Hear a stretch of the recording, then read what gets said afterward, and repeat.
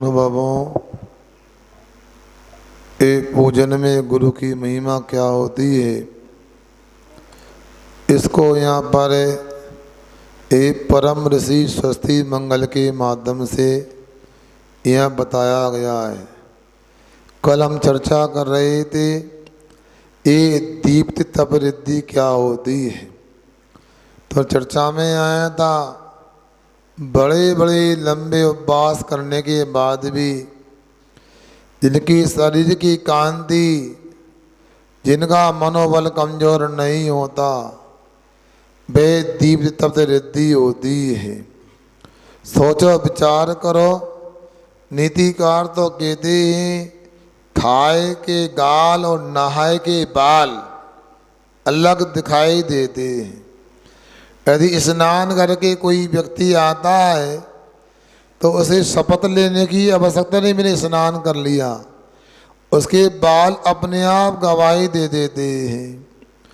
उसी प्रकार से भोजन हो जाता है तो चेहरा अलग ही तरोताजा दिखाई देता है। मगर उन मुनि राजाओं को देखो जो मास उपवास, चातुर्मास उपवास, 6 माह के उपवास करने के बाद भी उनके चेहरे की चमक कम नहीं होती, उनका उत्साह कम नहीं होता है, उनका मनोबल कम नहीं होता है। राहुल भैया यदि भोजन ना हो और दुकान में थक जाए तो कितने भी कोई भले आदमी से मिलो चिड़चिड़ापन तो आ ही जाता है। सुन रहे ना, इसलिए मैं कई लोगों को समझाता हूँ यदि दुकानदारों से काम लेना है तो पहले उन्हें खिलाओ पिलाओ, खाने पीने के बाद में अपने आप ही मन ठीक हो जाएगा, चिड़चिड़ापन समाप्त हो जाएगा, गुस्सा नहीं आएगी, कलह नहीं होगी। मगर मुनि महाराज में 6 महीने के उपवास के बाद भी ये उनकी मन की शांति, वचन व्यवहार, शरीर आदि में जो अलग प्रकार की विशेषता दिखाई देती है, इसी का नाम है दीप्त तप्त रिद्धि। आगे तप्त तप रिद्धि क्या होती है वो ये कहा जा रहा है, भोजन करते हैं तो मल का बनना तो स्वाभाविक है भाई, रक्त आदि मूत्र आदि की बाधा स्वाभाविक है, मगर बंधुओं ये उनकी विशेषता है। सब होने के बाद भी भाई पूरा अपने आप तप के प्रभाव से मल मूत्र आदि शुष्क हो जाता है, उसका विसर्जन नहीं करना पड़ता है। क्योंकि ये सब जैसे गरम कढ़ाई होती है और कढ़ाई में तेल पड़ा हो और तेज गरम हो गया हो, उसमें 1-2 पानी की बूंद डालो तो क्या होता है, बोलो ना, रोज तो उपयोग करते हैं आप लोग, छुन्न हो जाता है। बेसाई सब भोजन जो भी है भाई अपने आप से भाई भस्म सात हो जाता है, निहार की आवश्यकता नहीं होती। ये मुनि राजाओं की महिमा है। आहार में तो प्रवृत्ति है और निहार की प्रवृत्ति नहीं होती। कल भी किसी भाई ने पूछा था मेरे से, महाराज जी ये मुनि महाराज पिछी कमंडल रखते हैं, पिछी तो अपने पास रखते, कमंडल दे दिया करते हैं, ऐसा क्यों? देखो याद रखना, कमंडलू तो निहार की क्रिया को करने के लिए होता है, शरीर की शुद्धि बनाए रखने के लिए होता है, और पिछी संयम के पालन करने के लिए होती है। जो हम जैसे मुनि महाराज हैं इन्हें पिछी की भी आवश्यकता कमंडलों की, मगर कमंडलों से पिछी ज़्यादा महत्वपूर्ण है। 7 कदम आगे यदि बढ़ जाए, धोखे से भी बढ़ गए प्रायश्चित लेना पड़ेगा मुनि महाराज को, बिना पिछी के यदि जाते हैं तो। कमंडलू का निषेध नहीं, मगर फिर भी ये पिछी कमंडल ये सामान मुनि राज रखते हैं। तीर्थंकर महाराज के पास तो दीक्षा लेते ही 63 रिद्धियाँ हो जाती हैं। उनके चलने में, उठने में, बैठने में किसी जीव को बाधा नहीं होती, पिछी की आवश्यकता नहीं। शरीर में मल नहीं बंधा, निहार की आवश्यकता नहीं, वो पिछी कमंडल नहीं रखते हैं। मगर जो मुनि महाराज तीर्थंकर नहीं हैं, उनके पास भी ऐसी रिद्धियाँ हो जाती हैं कि उनको पिछी की तो आवश्यकता है, कमंडलों की आवश्यकता नहीं। क्यों? जब मल ही नहीं बनेगा, विसर्जन ही नहीं करना, तो ये उनकी विशेषता होती है। आगे माँ उग्र तप रिद्धि, 1-2 दिन का नहीं, पक्ष मास आदि के उपवास को धारण करने पर भी भाई किसी प्रकार से व्यथित नहीं होते। मतलब हमेशा उपवास करने आदि में उनका चित्त लगा रहता है और शरीर में कोई बाधा नहीं आती है। वो हमेशा के लिए भी आहार का त्याग कर देंगे और इसके बाद भी आयु कर में उनका धर्म ध्यान होता रहेगा। इसी प्रकार घोर तप रिद्धि, भयानक रोग आ जाए, इस प्रकार रोग होने पर भी भाई उपवास आदि में से चलायमान नहीं होते, काय क्लेश आदि से चलायमान नहीं होते। एक घोर तप रिद्धि होती है। आगे घोर पराक्रम तप रिद्धि, ये भी अपने आप में विशेष है। कोई राक्षस है, भूत पिशाच है, दुष्ट है, भयंकर जानवर आदि से पर्वत आदि व्याप्त हैं, सोने गांव आदि हैं, समुद्र को जल को सुखाने देने की शक्ति इनके पास होती है, 3 लोक को हटाकर फेंक सकने की शक्ति होती है। इसको कहते हैं घोर पराक्रम तप रिद्धि होती है। मतलब उनके सामने सब कोई भी भूत पिशाच हो, दुष्ट लोग हों, उनको कोई फर्क नहीं पड़ता, सब नतमस्तक हो जाते हैं। वह भयंकर बियाबान जंगल में, गुफा में, शमशान में रहते, सूने गांव में रहते, तो कैसे जब घर में बच्चे नहीं होते कि तो महाराज घर खाने को जोड़ता, जब नगर ही खाली हो जाए, मगर वो मुनि महाराज को कोई फर्क नहीं पड़ता। समुद्र को सुखाने की सामर्थ्य है, सुखाते भी होंगे नहीं, रिद्धियाँ हैं ये तो उनके उपलब्ध हैं लब्धि रूप में, प्रयोग कैसे करेंगे? समुद्र को सुखा दिया तो गड़बड़, क्या गड़बड़ है? करोड़ों लाखों जीव मरण को प्राप्त हो जाएंगे जल्दी। परम घोर तप रिद्धि कैसी? सिंह निष्क्रिय आदि उपवासों को करने की सामर्थ्य होती है। कैसे होती है आप जानते हैं? बस उपवास बढ़ाते बढ़ाते आगे बढ़ते जाते हैं, फिर एक सीमा के बाद घटाते जाते हैं। ऐसे उपवास करने वाले होते हैं। आप लोगों ने एक कवल चंद्रायण नाम का व्रत का नाम सुना होगा। क्या होता सुना? वो पहले एक एक गिलास क्या बढ़ाते जाएंगे, इसके बाद में अमावस्या को उनके 16 गिलास हो जाएंगे, फिर एक एक घटाते जाएंगे। इस प्रकार ऐसे अनेक प्रकार के व्रतों को करने की जिनकी सामर्थ्य है, ऐसे वह परम घोर तप रिद्धि वाले मुनिराज होते। घोर ब्रह्मचर्य तप रिद्धि वह कैसे हैं? वह किसी भी परिस्थिति में अपनी तपस्या को नहीं छोड़ते हैं। विपरीत से विपरीत परिस्थिति भी क्यों न मिल जाए, वह स्वप्न में भी अपने ब्रह्मचर्य से चलायमान नहीं होते। मन से, वचन से, काय से, कृत से, कारित से, अनुमोदना से वह अपने ब्रह्मचर्य को बनाए रखते हैं। ब्रह्म का अर्थ आत्मा होता है। ब्रह्मणि चरितेति ब्रह्मचर्य, आत्मा में चर्या करना, आत्मा में रमन करना, ये ब्रह्मचर्य होता है।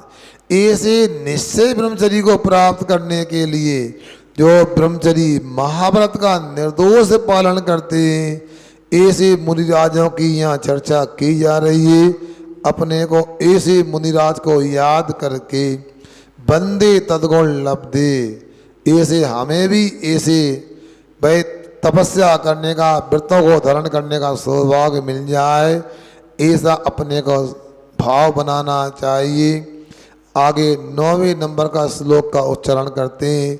आगे भी रीतियों के युक्त जो मुनि महाराज हैं उनकी महिमा हम समझते हैं, अपने श्रद्धान को मजबूत बनाते हैं।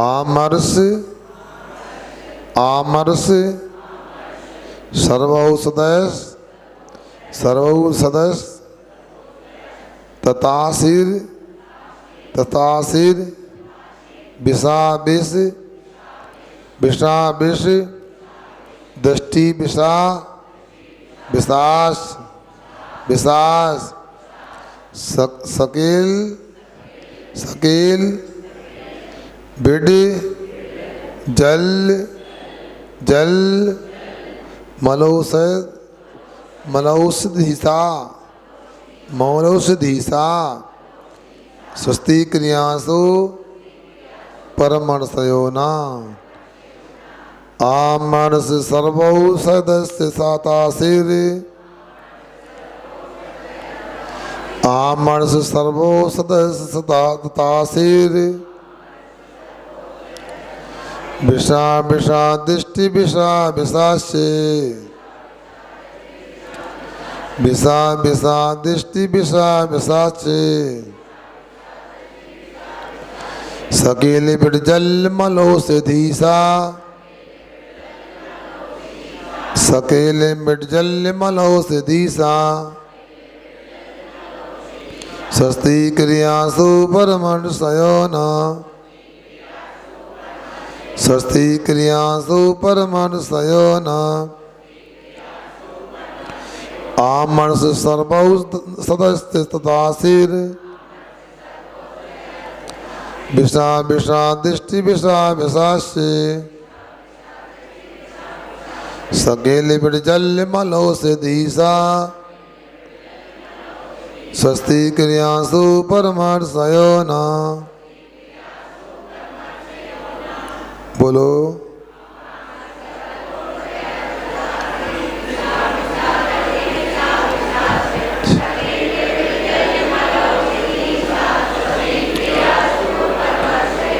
बहुत सुंदर। देखो आमर्ष से औषधि मतलब आमर्ष औषधि रिद्धि, सर्व औषधि नहीं सर्व औषधि रिद्धि तथासी आगे आसी विष औषधि आसिर विष औषधि, फिर इसके बाद आसिर विषौषधि आसिर विष औषधि, इसके बाद दृष्टि दृष्टि विषा और दृष्टि विष औषधि, इसके बाद दृष्टि अविष औषधि। अतः ऐसा है, एक आसिर विष औषधि, एक आसिर रविष औषधि, दृष्टि विष औषधि, दृष्टि अभिष औषधि, स्वेल औषधि, अच्छा बिड औषधि, जल औषधि, मल औषधि।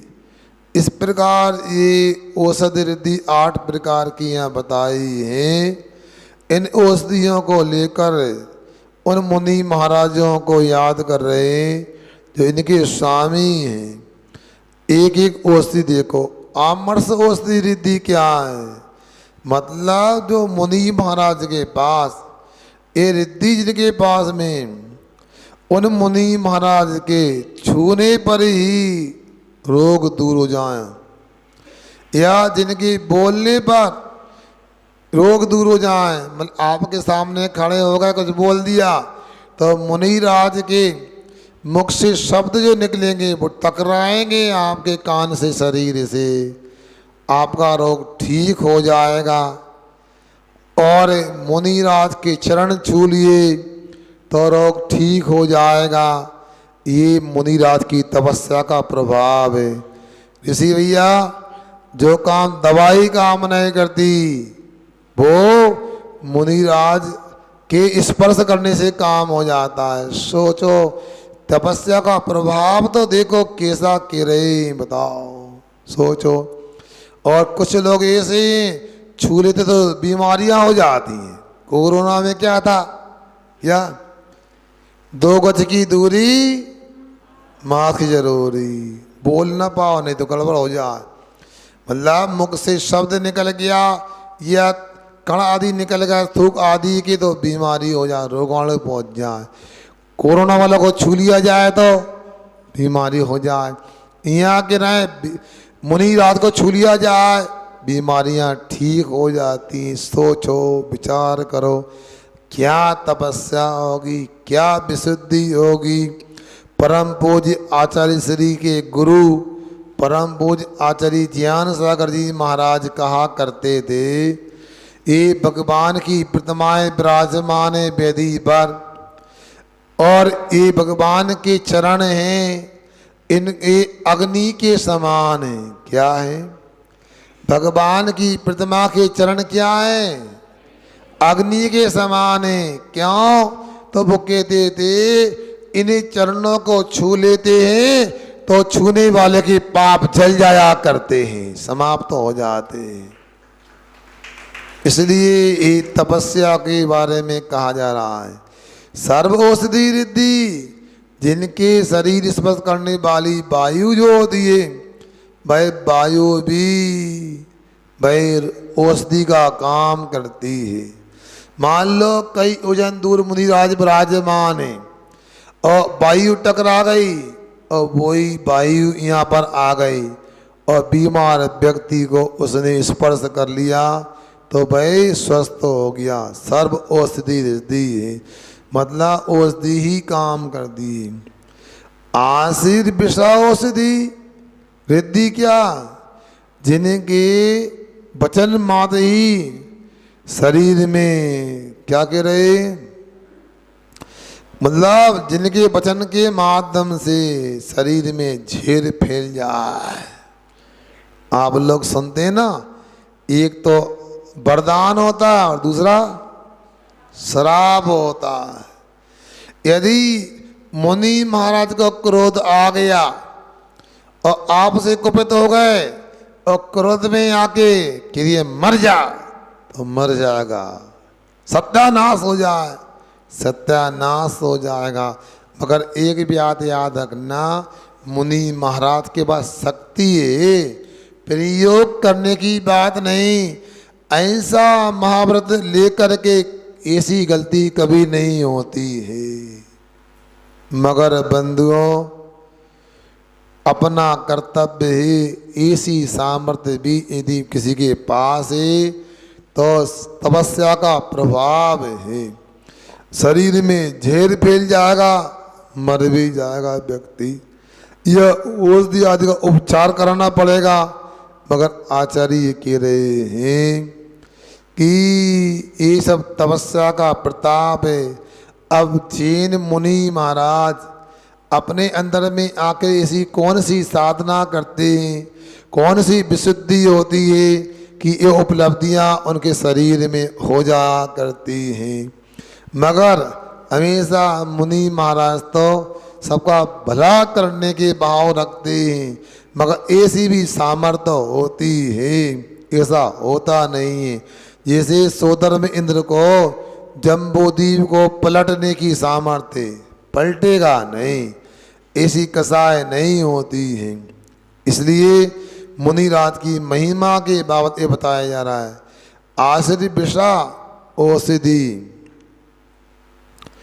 अब इसमें क्या, ये कौन सी रिद्धि, मतलब शरीर में बहुत महान विष फैल जाए, रोगी उसको आशीर्वाद दे दें, स्वस्थम भवतु या कल्याणम भवतु शिवम भव, इतने आशीर्वाद देने से विष निर्विष हो जाता है।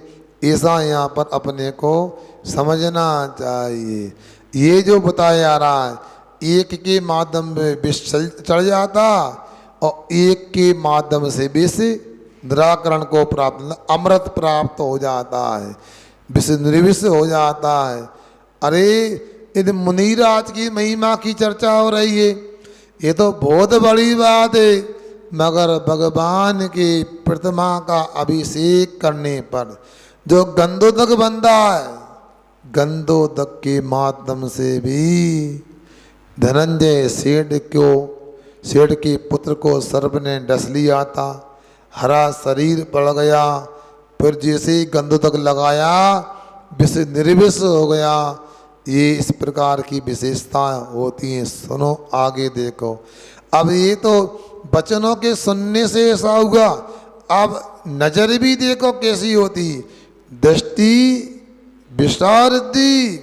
अब ये कैसी है, कर्म का उदय से यदि मान लो मुनिराज क्रोध को प्राप्त हो जाए और किसी को देख लें तो मृत्यु देने वाला झेर शरीर में फैल जाता, ऐसी शक्ति उनके पास में होती है।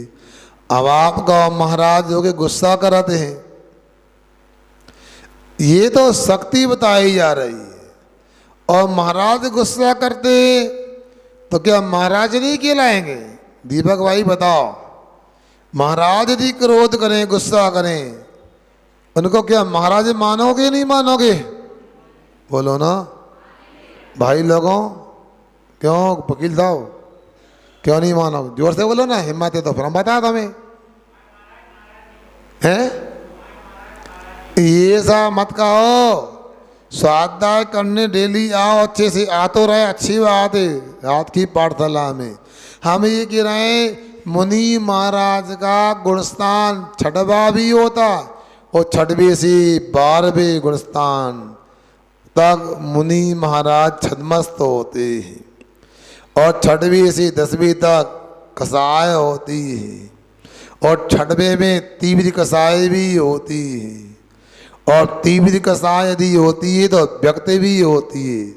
बात अलग है, आप हमारे पास आए और उल्टे काम किए और हमने तुम्हें डांट दिया तो वो डांट तत्काल रहेगी, जल रेखा के समान, गांठ बांध के नहीं बैठना। इन्होंने ऐसा किया हमारे साथ में, ये ध्यान रखो। मगर क्रोध हो सकता है। अब दीपायन महाराज को क्या हुआ बताओ? वे महाराज नहीं थे क्या? बोलो ना है? अरे आप कुछ भी अपनी परिभाषा बनाओ, महाराज को भी क्रोध हो सकता है, मंगना करना उचित नहीं, पद के योग नहीं है। क्रोध हो सकता, ऐसा क्रोध हो गया उन्होंने नजर फैला दी, झेर फैल गया सामने वाले के शरीर में। अब दृष्टि अभिशा रिद्धि क्या होती है? शरीर में महाविष फैल गया, मान लो किसी माध्यम से, कोई नागराज आदि ने काट लिया, किंग कोबरा आदि ने, तो मुनि राज की दृष्टि पड़ी, पूरा का पूरा विष जहर समाप्त हो गया। ऐसा है। समय शिखर यात्रा करने जा रहे थे 2007 में, हमारे साथ में मुनि प्रणम सागर, चंद्र सागर, समुद्र सागर भी थे। अंबिकापुर के आगे कुनकुरी नाम का कस्बा है, और उस कस्बे में पहुंचना हुआ तो हुआ योग की बात नहीं आ गए, और कहीं कोई दूसरी दिशा से कोई एक मुनि महाराज आ गए।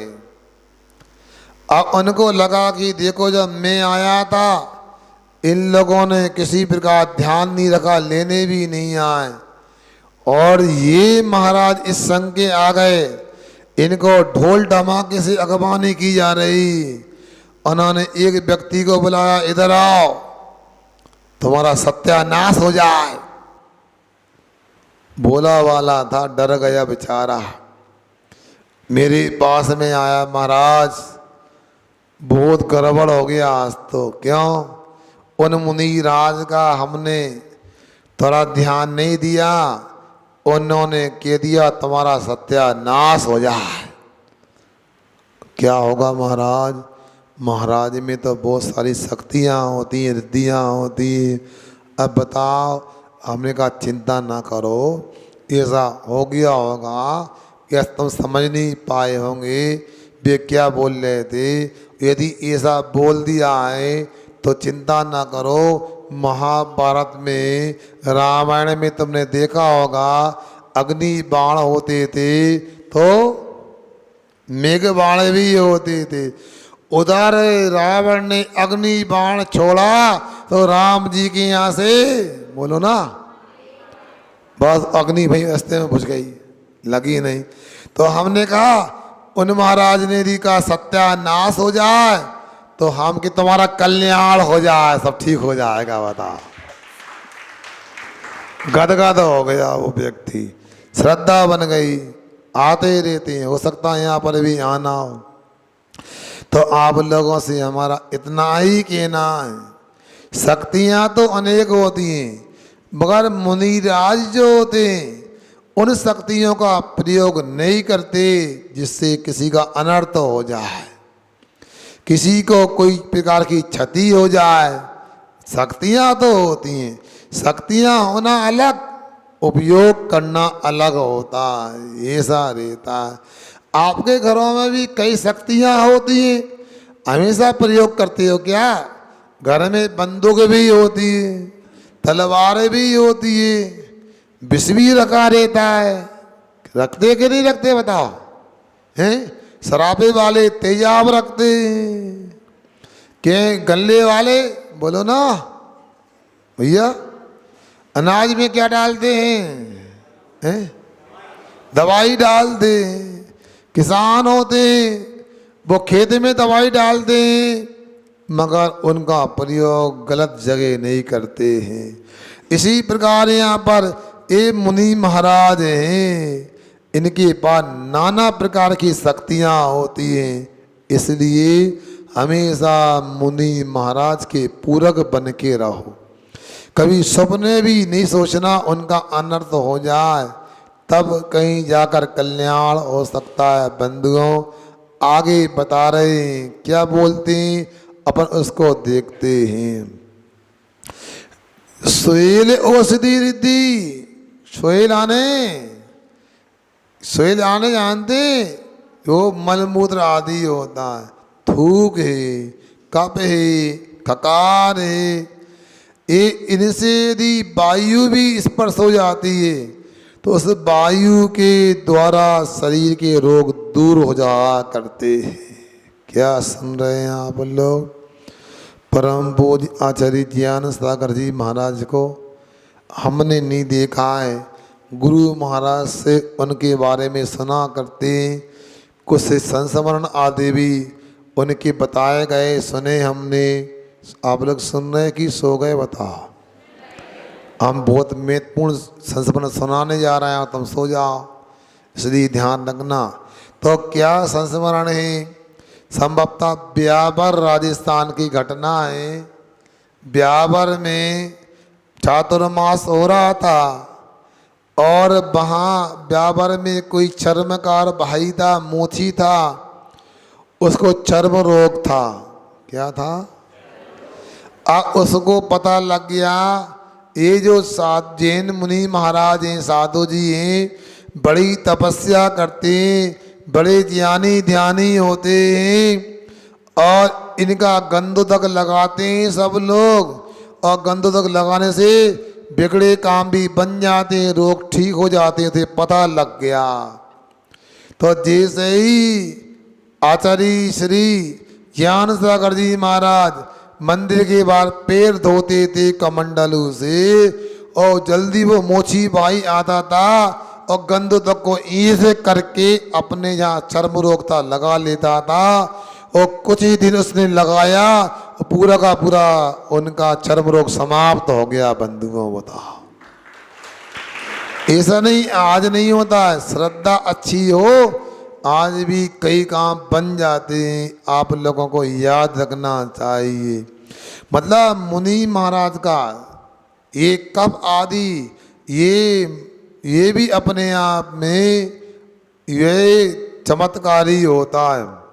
मतलब आप तो लगाओगे नहीं, महाराज ने यदि मान लो कप निकाला, थूका, वायु उस कप को थूक को स्पर्श करके आपके शरीर में आ गई तो वह रोग वह औषधि का काम करने वाली है। देखो ये कितना सुंदर। बताओ, दवाई वाले सुनने आए तो दवाइयाँ मिलने लगी। बताओ, अभी चिंता कर रहे महाराज ये सब काम करो तो हमारी दुकान बंद हो जाए। बताओ, चिंता ना करो, दुकान ऐसे बंद नहीं होती। जब इनकी महाराज के प्रति रोग की श्रद्धा होगी तब जाके ये सी औषधि काम करेगी। अब उनकी श्रद्धा यदि आपकी दवाई की दुकान में होगी तो आपकी दुकान में की दवाई लेने आएंगे। मगर अपने को तो सोचना ही चाहिए कि सुखी रहें सब जीव जगत के। दुकान में लिखवा देना चाहिए। मैं तो कई डॉक्टरों को बोल चुका हूँ कि आप लोग हे भगवान मेरे क्लिनिक में कोई नहीं आए, मेरी दुकान की औषधि कोई प्रयोग ना करना पड़े किसी के लिए भी। क्या बात है महाराज, फिर क्या दुकान का क्या होगा? अरे और दुगना चौगना लाभ मिलेगा उससे। बस आपको सोचना है। कई रोगों की दवाई साधुओं की बात मानने मात्र से भी हो जाती है। बिटौषधि रिद्धि ये तो कब की थूक की बात थी। मुनि महाराज जब मल विसर्जन करने जाते हैं यही सोच के रिया को जाते हैं। वहाँ गए और वहाँ वायु का स्पर्शन हुआ और आपको उस वायु ने छू लिया, उससे भी मुनि महाराज के शरीर की मल के स्पर्शित वायु भी औषधि का काम करती है। जल औषधि क्या होती है? मुनि महाराज हैं, तीर्थंकर महाराज को तो पसीना आता नहीं, उनके तो जन्म के 10 अतिशय होते हैं, उसमें पसीना नहीं आता है। मगर सामान्य मुनि महाराज हैं और पसीना आया और पसीने में धूल भी लग गई। वह धूल भी रोगों का हरण करने वाली होती है। सोचो, मल औषधि और भी अनेक प्रकार मल होते हैं। ये तो छेल बता दिया, थूककार मल, इसके बाद बिटिया ने विष्ठा आदि बता दी, पसीना बता दिया। और भी रोग और मल होते हैं, दांतों के बीच में लगाए, कान का मेल है, नाक का है, नेत्र का है, ये सब जो है ये भी औषधि का काम करते, रोग नाशक होते।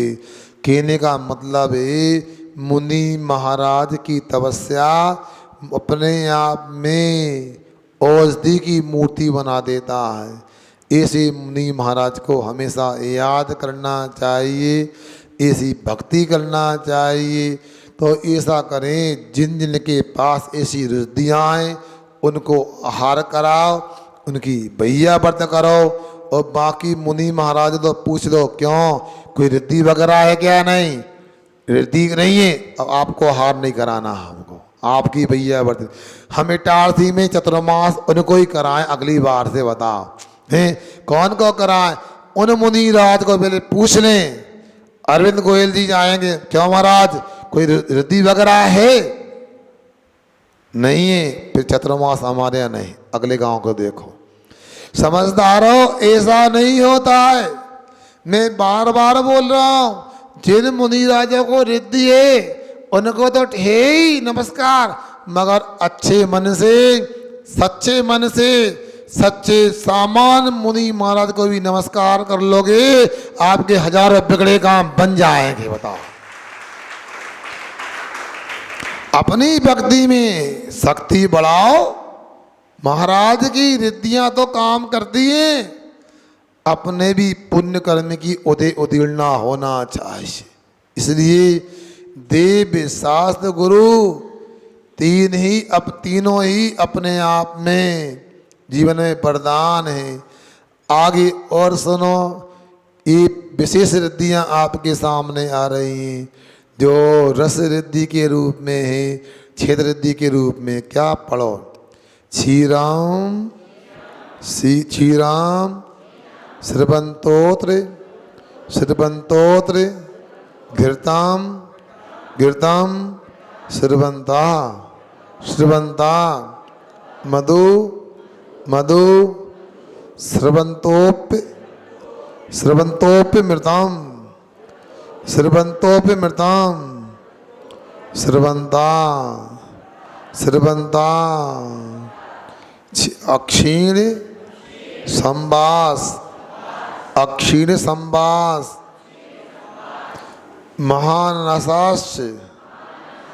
महानसाश स्वस्ति क्रियासु परमणसयोना क्षीरम सर्वन्तोदघृतं सर्वन्ता क्षीरम सर्वन्तोदघृतं सर्वन्ता मधु सर्वन्तोऽपिमृतं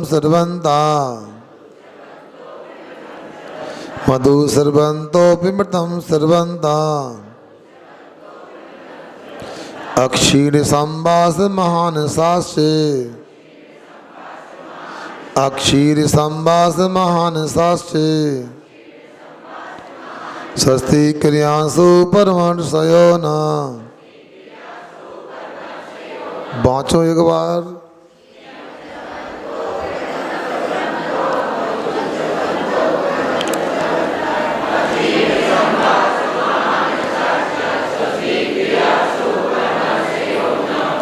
आप लोगों ने अच्छा उच्चारण किया। मैं एक बात पूछ रहा हूँ, यहाँ कक्षा में आते रात में जागते 11-12 बज जाते, जल्दी उठ के कक्षा में आना पड़ता है, बार बार उच्चारण कर रहे हैं, कष्ट तो हो रहा होगा थोड़ा थोड़ा, बोलो ना। अरे सही से बोलो, कोई से ना कहा है बताओ। क्यों भैया लोगों बताओ, गला भी सूख जाता बोलने में, होता नहीं होता। मगर याद रखना, यदि गला नहीं सूख रहा है, ये आपके मुनियों के प्रति भक्ति श्रद्धा है, और सूख भी रहा तो सूखने दो। ऐसे मुनि राजों का नाम स्मरण करना भी कई अच्छे कामों को अंजाम देना है, कई रोगों का शमन करना है। ऐसे मुनि महाराजों को याद करोगे तो बहुत सारे रोग भी ठीक होंगे और बहुत सारी उपलब्धियां भी होंगी। क्या कहा जा रहा है? कहाँ पर? सिर देखो, ऐसा है, यहाँ आपने पढ़ा पुस्तक कौन सी देखो, किंतु यहाँ यदि विसर्ग कर्ता का एक वचन है, क्षीरम सर्वंता, मतलब ऋषि महाराज का ही विशेषण हो गया, तो विसर्ग आएगा। वो सामने अत्र दिया है तो ओमकार मध्य आता है, 2 आकार के बीच में विसर्ग होता है, उ हो जाता है, और आकार उकार ओ हो जाता है, और पर के आकार का लोप हो जाता है। तो ये जो संधि होगी, इससे तो श्रवंतोत्र ही बनना चाहिए। तो श्रवंता यदि दी तो आगे क्या दी? तरा है कि अत्र है?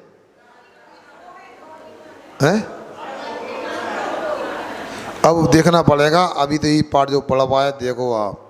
तो यहाँ पर जो क्षीर को झराने वाले हैं, घृतम सर्वंता घृतस्रावी रिद्धि के दाने, मधुस्रावी मधु को झराने वाले, अमस्रावी अमृत को झराने वाले, अक्षीण संवास अक्षीण महालय रिद्धि जिनके पास है, अक्षीण महानस रिद्धि जिनके पास है, ऐसे मुनि महाराज हमारा कल्याण करें, ऐसी यहाँ पर विनती की जा रही है। अब थोड़ा विस्तार से समझते हैं। शिरस्रवावी रिद्धि क्या होती है? मुनि महाराज हैं, आपके चौके में गए और उनके हाथों में आपके द्वारा दिया गया आहार पहुंच गया, उसमें नमक भी नहीं था, क्या उसमें दूसरे रस वगैरह भी नहीं थे, वो सरस बन जाता, क्षीरस्रवा भी। जैसे ही उनके हाथ में आहार आया और दूध के समान गुणकारी हो जाता है। जिनके वचन सुनने से भाई कमजोर व्यक्ति भी हाँ दूध पान पीने वाले के समान शक्ति को प्राप्त हो जाता। मतलब क्षीर यानी दूध होता है, दूध के गुणों को दूध का सेवन किए बिना ही भाई प्राप्त कर लेता, अथवा दूध का स्वाद हो जाता है। आपने रोटी दे दी, पानी ले लिया, वो भी दूध की तरह देगा आपको, शक्ति देने वाला होता है। मतलब नीरस भी यार सरस हो जाता है।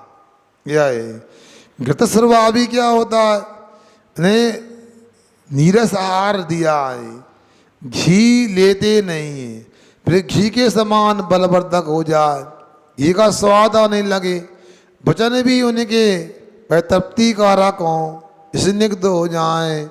ये घृतस्रावी रिद्धि की बात यहाँ बताई गई। ये सोचो, एक बार चौके में गए, आहार में नमक का स्वाद आने लगा। अरे क्यों नमक डाला? अरे हमने नमक नहीं डाला, आपको रिद्धि हो गई है महाराज। ऐसे उल्टे काम नहीं करना, महाराज का यदि नियम है अलग कर दिया है तो डालना नहीं। इतना तो अवश्य शराबा की पवित्र भावना है, उत्तम भावना है, उसका भी अपना भोजन में प्रभाव पड़ता है। आप लोग ये सोचते हो कि खूब बनाएं, खूब पकवान मिष्ठान बनाएं तो इससे अच्छा होगा, बिल्कुल नहीं होगा। अच्छी भावना, अच्छी विशुद्धि, अच्छी शुद्धि रखोगे तो नीरस आहार भी सरस लगेगा। याद रखना, हमने आपको बताया ना कि एक बार ब्रह्मचारी अवस्था में आहार जी में अभिषेक पूजन करके वहाँ से पपुराधी जा रहे थे। एक ब्रह्मचारी साथ में था, गर्मी का समय था, अचानक हमें जाना था तो कोई माता बहन मिल गई, भैया कहाँ जा रहे हो? हमने कहा पपुराधी जा रहे हैं। भैया ये मोटर तो 2 बजे 3 बजे पहुँचे, तो फिर क्या करना? भोजन के बिना कैसे जा रहा है? भोजन कर लिया। हम चुप हो गए, कुछ था है नहीं, क्या खाएं, न पानी पीने को था, ना खाने को कुछ था। रुको, अं उलाद ना पाड़ो, उलाद आने अच्छा वो जानते बुंदेलखंडी आप लोग।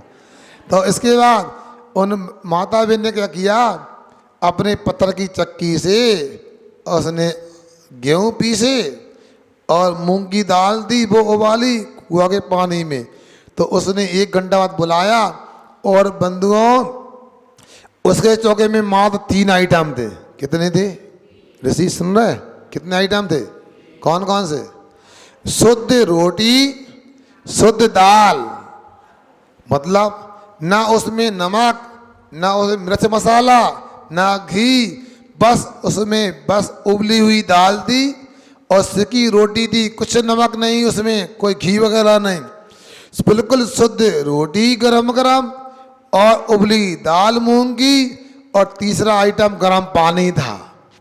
उसने भोजन कराया, इतना स्वादिष्ट भोजन लगा, इतना स्वादिष्ट लगा, आज तक नहीं मिला। बता, इटारसी में भी नहीं मिला ऐसा। बता, तुम ताली बजा रहे हो, बता। तो ऐसा ही करो, ज़्यादा फैलारा करते हो तो काम बिगड़ जाता है। इसलिए ज़्यादा फैलारा करने में हो सकता है करने वालों को संगलेस भी हो जाए। इधर के लोग ऑर्डर दे दे, ए पराठे बना लो, एक कड़ी बना लो, ये सलाद बना लो, ये पनीर की सब्जी बना लो, ये काजू कतली बना लो। यहाँ पसीना पसीना हो गए, काम बनता नहीं है।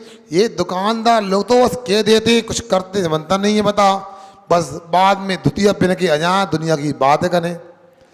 अब आपको यदि संकलेश हो गया तो पनीर की सब्जी में भी गुस्सा आएगा महाराज को। बता, काजू कतली में भी स्वाद नहीं आएगा, काजू कतली में भी स्वाद नहीं आएगा, इसलिए जितना बनता है उतना करना चाहिए। मैं तो सबसे अच्छा चौका मानता हूँ उस चौके में एक या दो लोग काम करने वाले हो, तीन ना हो। एक भी पर्याप्त होता है, दो भी क्यों, मगर ऐसा रहता है बता। कई चौके में देखता हूँ चौका लगा पड़गान हुआ, फिर तो ऐसे गुम जाते से कपूर उड़ जाता है। क्यों महाराज जी, 8 दिन में थक गए, पाँव प्राण लगे, घोड़े पर आ रहे, कमर दुख रही है, अब विश्राम करें। हो सकता है ये 8 दिन में इतने थक जाते, 1-8 महीना विश्राम करना पड़ता। क्यों कुसर भैया, ऐसा ही ना है? सबका नहीं कह रहा है, मगर ऐसा हमें लगता है। हमारा लगना गलत भी हो सकता है, मैं सही नहीं बोल रहा हूँ। आप लोगों को सोचना चाहिए। बताओ, वो आप लोग तो कितने अच्छे महाराज। हमारे यहाँ कोई 3 किलोमीटर, कोई 4, कोई 2.5, कोई 1.5 ऐसे ले जाते हैं महाराज। तो पथरा के लुढ़का दो उनके लाने। बताओ खुद अब गाड़ी की व्यवस्था ही नहीं है। बताओ ऑटो नहीं लगाया। बताओ तुमको तो बैठने वाला ऑटो भी दे दें और खाने वाला भी दे दें, तब आओगे तुम तो। बताओ अरे भाई सोचो, विशुद्धि क्या होती है। यहाँ मुनि महाराज नीरस आहार ले रहे हैं, घी के समान आहार हो जाए। मधुश्रावी क्या उनके आहार में मीठा लगने लगे, मधुरता बरसने लगे। बताओ क्यों होता है, भावना होती। अमृतसरावी अमृत के समान पुष्टिकारक हो जाए। मरणासन भी कोई है, वृद्ध भी है, एक ग्रास भी ले ले, शरीर हृष्ट पुष्ट लगने लगे, ऐसा होता है। क्या तपस्या, क्या मुनियों की महिमा है। आप लोग सुन रहे कि नहीं सुन रहे? बताओ सुन रहे ना? तो ये जो कहा जा रहा है सच है कि मिथ्या है, झूठा है? क्या बोलो, आवाज नहीं है पीछे वालों की। अभी क्या हम कैसे गए, हमारे सामने हो तो बताओ। ऐसा नहीं, सत्य ही है और सत्य के अलावा कुछ भी नहीं है। आगे और कहते हैं अब क्षेत्र को लेकर अक्षीर महालय रिद्धि, जिसको यहाँ पर अक्षीर संवास रिद्धि कहा है। क्या अर्थ होता? ऐसी रिद्धि क्या चक्रवर्ती की पूरी सेना भी आ जाए, 6 खंड के लोग भी आ जाए और 1-2 आदमी के बैठने की जगह गुफा में, बसतिगा में पूरी सेना भी आराम से बैठ जाए, कठिनाई नहीं आए। ऐसे स्थान पर रहने वाले मुनि महाराज के पास में अक्षीण महालय रिद्धि होती है। यहाँ तो पता लगता है कि 10 आदमी आ जाएं तो दिक्कत हो जाए, मगर ये तपस्या का प्रभाव है। अक्षीण मानस रिद्धि होती है आखिरी 64 नंबर की। ये क्या मानस कहते हैं? रसोई घर को, चौका जिसको आप बोलते हैं।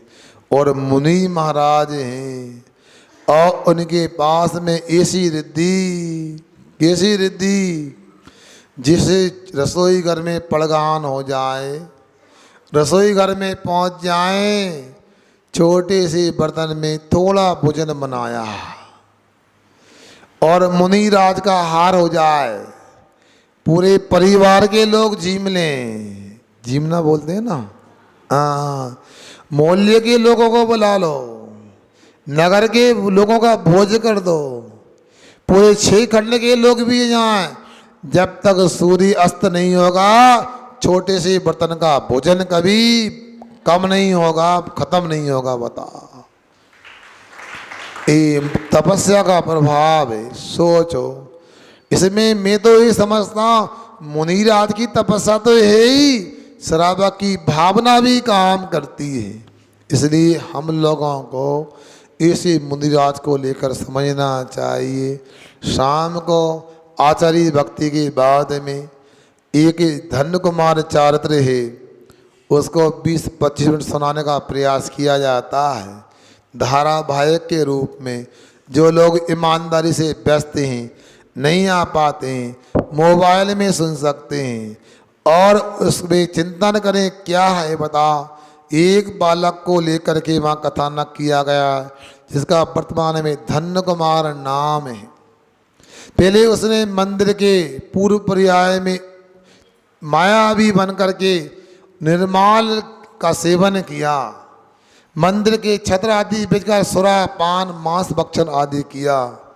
तीव्र पाप कर्म का आश्रय बंद ऐसा हुआ उसे सातवें नरक जाना पड़ा, अनेक त्रस स्थावर पर्याय को प्राप्त करना पड़ा और महामत्स्य भी हुआ स्वयंभू समुद्र में। इसके बाद भी निर्माल सेवन करने का पाप अभी समाप्त हुआ, फल लगातार मिल रहा है।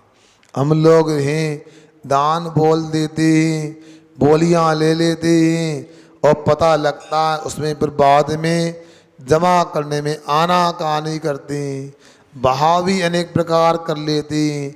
कुछ लोग कहते इतना नहीं इतना बोला है, कुछ लोग कहते अरे भाई दे देंगे जल्दी क्या है, अभी सीजन है व्यापार में लगा लें, हैं एक के 2 रुपये कमा लें बाद में 1 रुपये दे देंगे। याद रखना ये सब निर्माल का सेवन करना है। धन्य कुमार धारावाहिक को आप सुने, उसके बहुत सारे एपिसोड आपके मोबाइल में आ गए होंगे और आज से यहाँ भी सुन सकते हैं। और अंत में आकर के वो अकृत पुण्य हुआ और बहुत परेशान रहा उसमें भी, उसके लिए इतना मजबूर होना पड़ा, अपने नगर को घर के छोड़ के आना पड़ा। एक जगह माँ भोजन बनाने का काम करती है और वो लड़का गाय के बछड़ों को चढ़ाता है और अंत में किसी प्रसंग में उसको खीर खाने की इच्छा हुई, माँ ने खीर बनाई। मगर आप लोग जानते हो कि हमारे यहाँ जैन समाज में ही नहीं भारतीय संस्कृति में स्वयं पहले नहीं खाया जाता। बनाते तो हैं, बनाने वाले बनाते हैं मगर वो स्वयं पहले नहीं खाते। खाते कि नहीं खाते बताओ, बोलो ना, पहले कौन खाता हैं? इनको सबको खिलाते। महाराज की बात है, मुनि को भोजन दे निज करई आहार, मुनि को भोजन दे करके स्वयं आहार करते हैं, भोजन करते हैं। ऐसा नहीं होता है कि स्वयं खा लें।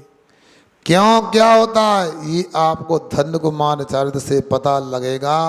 माँ ने कहा बेटा मुनि महाराज को आहार कराएंगे, बाद में आहार करेंगे। और पितृ ने भी ऐसा ही किया, भोला वाला था, नहीं जानता था। उसने कहा महाराज यहीं रुक जाओ, हमारी माँ ने खीर बनाई। महाराज को भी उसके भोलेपन पर बड़ा अच्छा लगा और महाराज धीमी गति से चलने लगे आहार की गवेषणा करते हुए। और पता लगा और मुनि महाराज का पड़घान हो गया और मुनि राज उस गरीब माँ और पुत्र की झोपड़ी में पुराने मकान में चले गए और खीर बनी थी और छोटे से बर्तन में पुत्र और माँ के नाप की खीर बनी थी। मगर ऐसी खीर बनी महाराज के आने से पंचे आश्चर्य हो गए, ऊपर से रत्नों की वर्षा होने लगी। महाराज ऐसे ही कुछ करो, आपका चौका हम लगाने दिल्ली थी, रत्न बरसने लगे। बताओ एक आध दो यदि हीरा वगैरह बरस जा, ज़्यादा ना बरसे तो हम रोज चौका लगाएं। तो हमको चौका थोड़ी, वो तो हीरा के लिए चौका है, रत्नों के लिए चौका है। स्वार्थी लोगों सोचो, ऐसी भावना करके लोभ करके यदि लगाओगे हार दोगे तो कुछ मिलने वाला नहीं। ईमानदारी से साधु संत की बात मानो, घर में प्रतिदिन शुद्ध आहार बनाओ और ईमानदारी से पड़गाओ। ऐसा नहीं महाराज ने कह दिया लड़का नहीं आएगा तो आहार नहीं होगा, तो मताई ने रो के चिल्ला के लड़का को तैयार कर लिया, दुतिया बना दी। अब लड़का आ गया, हाओ जान खा रही थी डुकरिया, आ गया हूँ। आ गया, मन तो उसका दुकान में घर के काम में, नींद आ रही है उसको, रात के 2 बजे सो के बस सोया था। अब क्या करें, बिना इच्छा के वो आहार तो दे रहा है, यथार्थ में भाव नहीं है। तो ऐसे चौके में कैसे रत्नों की वर्षा होगी। मगर गरीब बालक था, गरीब माँ थी, उसकी भावनाएं अमीर थी बालक की भी भावना अमीर थी और माँ की भावना भी अमीर थी। और पड़गान हो गया, ऊपर से रत्न बरसने लगे। रत्न ही नहीं, पुष्प वृष्टि होने लगी।